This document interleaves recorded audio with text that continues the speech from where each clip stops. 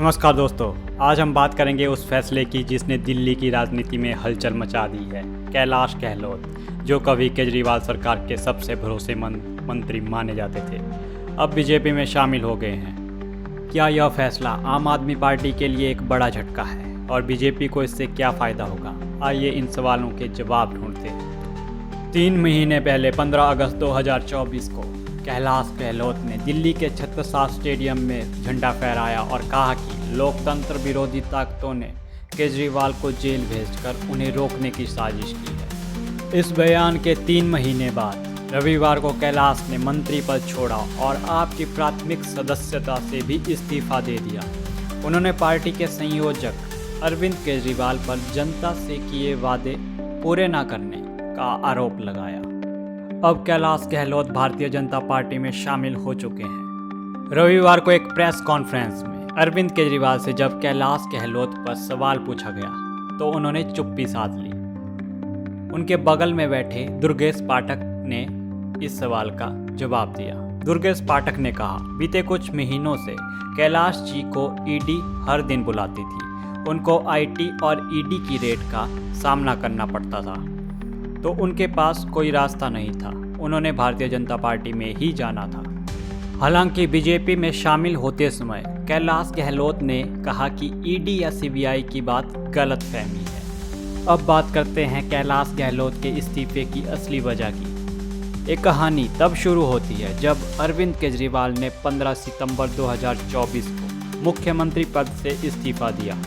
उस वक्त पार्टी में कई नाम चर्चा में थे, लेकिन अंत में अतिशी को मुख्यमंत्री बनाया गया। लेकिन इसके पहले एक और अहम घटना हुई थी जिसने पार्टी के भीतर गहलोत की भूमिका और नाराजगी को उजागर किया।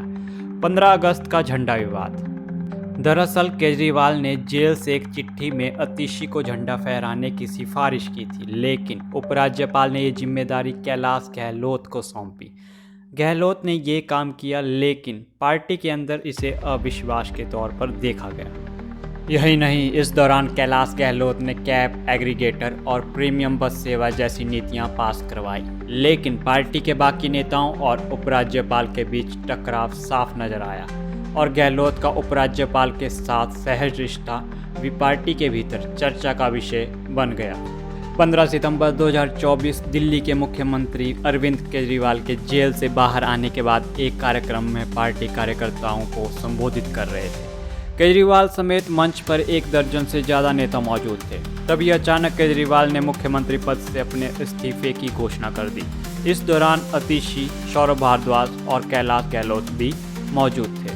केजरीवाल के इस्तीफे के बाद मुख्यमंत्री पद के लिए इन तीनों नाम की चर्चा हो रही थी, लेकिन अंत में अतिशी मुख्यमंत्री बनी। इस्तीफे की घोषणा के पहले केजरीवाल ने एक जरूरी बात कही थी, जिसे कैलाश गहलोत के इस्तीफे की एक अहम कड़ी बताया जा रहा है। केजरीवाल ने कहा था, 15 अगस्त के 3 दिन पहले मैंने एलजी साहब को चिट्ठी लिखी थी कि मैं चूंकि जेल में हूँ, मेरी जगह अतिशी जी को झंडा फहराने की इजाज़त दी जाए।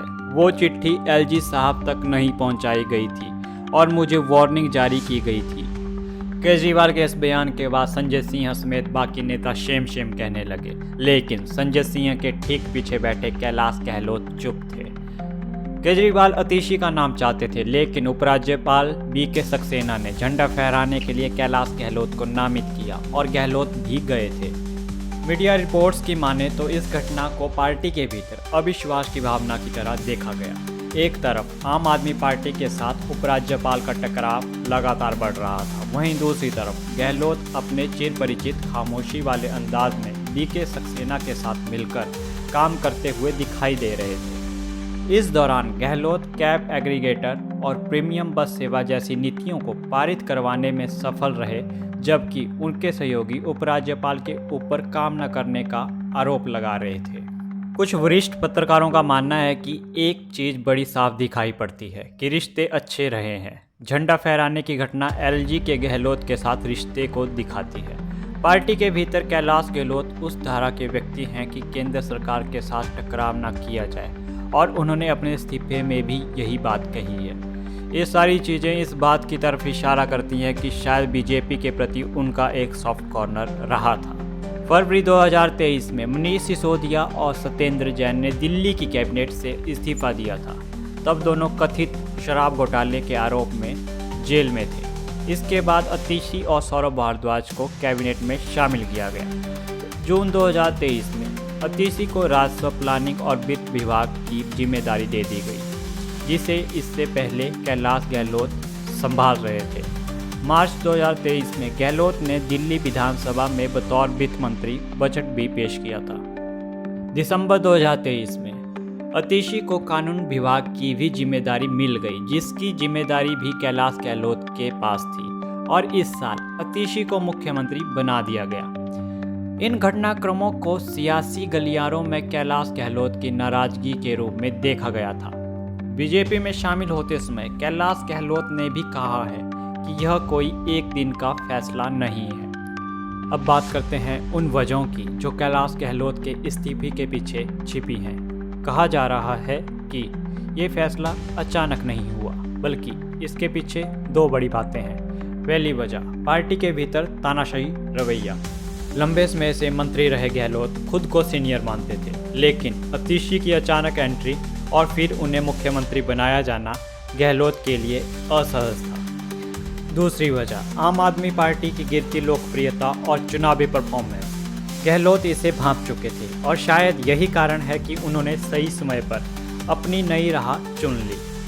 अब सवाल उठता है, क्या यह फैसला उनके लिए सही साबित होगा और इससे आप पार्टी को कितना बड़ा नुकसान हुआ है। तो चलिए अब बात करते हैं आम आदमी पार्टी को कैलाश गहलोत के इस्तीफे से लगे झटके की। हाल ही में गहलोत को पार्टी के भीतर अहम नेता माना जा रहा था, लेकिन उनका अचानक बीजेपी में शामिल होना कई सवाल खड़े करता है। गहलोत के इस्तीफे ने क्या संकेत दिए हैं? क्या यह आम आदमी पार्टी के लिए आगामी चुनावों में बड़ा नुकसान साबित होगा, या बीजेपी के लिए यह कदम महज एक रणनीतिक मोर्चा है? इसके साथ ही यह देखना दिलचस्प होगा कि राजनीति के इस फेरबदल में गहलोत और दोनों दलों को क्या फ़ायदा या नुकसान हो सकता है। कुछ हफ्ते पहले कैलाश गहलोत अरविंद केजरीवाल को फिर से सीएम बनाने की बात कह रहे थे और खुद को केजरीवाल का हनुमान बताते हुए लंबित कामों को पूरा करने की बात कर रहे थे। इंडियन एक्सप्रेस में छपी रिपोर्ट के मुताबिक पार्टी सूत्रों का कहना है कि पार्टी का शीर्ष नेतृत्व केजरीवाल से नाराज था, और ऐसा पहली बार नहीं था। पार्टी को पता था गहलोत पार्टी छोड़ सकते हैं और जाट समाज से ही उनका विकल्प खोज लिया गया था। रिपोर्ट में आपके एक वरिष्ठ नेता के हवाले से लिखा, 2020 का विधानसभा चुनाव, 2017 का एमसीडी चुनाव और हालिया लोकसभा चुनाव, तीनों में ही गहलोत अपनी सीट पर प्रभावशाली प्रदर्शन नहीं कर पाए थे। इसके बाद झंडे वाले विवाद से बात और बढ़ गई थी। जाट समाज से आने वाले कवि केजरीवाल के खास रहे कैलाश गहलोत के पार्टी छोड़ने पर क्या नुकसान हो सकता है? इसमें कुछ वरिष्ठ पत्रकारों का मानना है कि राजनीति में परसेप्शन बहुत मायने रखता है, और परसेप्शन के स्तर पर आप सरकार को बड़ा झटका लगा है, क्योंकि एक वरिष्ठ नेता और कैबिनेट मंत्री ने पार्टी छोड़ दी है। केजरीवाल के मुख्यमंत्री पद से हटने के बाद पार्टी पहले से ही परसेप्शन के मोर्चे पर जूझ रही है। इससे पहले राज्यसभा सांसद स्वाति मालीवाल का प्रकरण भी चल रहा है। इस बीच एक और कोई छोड़ गया तो चुनाव से पहले आपके सामने बड़ी मुश्किल खड़ी हो जाएगी। इस्तीफा देने के 24 घंटे के भीतर सोमवार को कैलाश गहलोत ने बीजेपी का दामन थाम लिया है। गहलोत दिल्ली बीजेपी प्रदेश अध्यक्ष वीरेंद्र सचदेवा, केंद्रीय मंत्री मनोहर लाल खट्टर और बैजयंत पांडा सरीखे नेताओं की मौजूदगी में पार्टी में शामिल हुए। अब बात करते हैं कैलाश गहलोत के बीजेपी में शामिल होने से बीजेपी को क्या फ़ायदा होगा। कैलाश गहलोत कोई जन नेता नहीं है, इसलिए बीजेपी को कोई खास फायदा नहीं होगा। जहां से गहलोत चुनाव लड़ते हैं, हो सकता है कि वहां बीजेपी को फ़ायदा मिल जाए। हालांकि चुनाव के समय ये आपके लिए तो झटका है। कैलाश गहलोत का बीजेपी में शामिल होना आम आदमी पार्टी के लिए बहुत बड़ा झटका है। आने वाले चुनावों में यह देखना दिलचस्प होगा कि इस फैसले का क्या असर होता है। आपकी क्या राय है, कमेंट में ज़रूर बताएं। आज के लिए बस इतना ही, मिलते हैं अगली वीडियो में। तब तक के लिए अगर आपको वीडियो अच्छी लगी हो तो वीडियो को लाइक, शेयर और चैनल को सब्सक्राइब जरूर करें। धन्यवाद।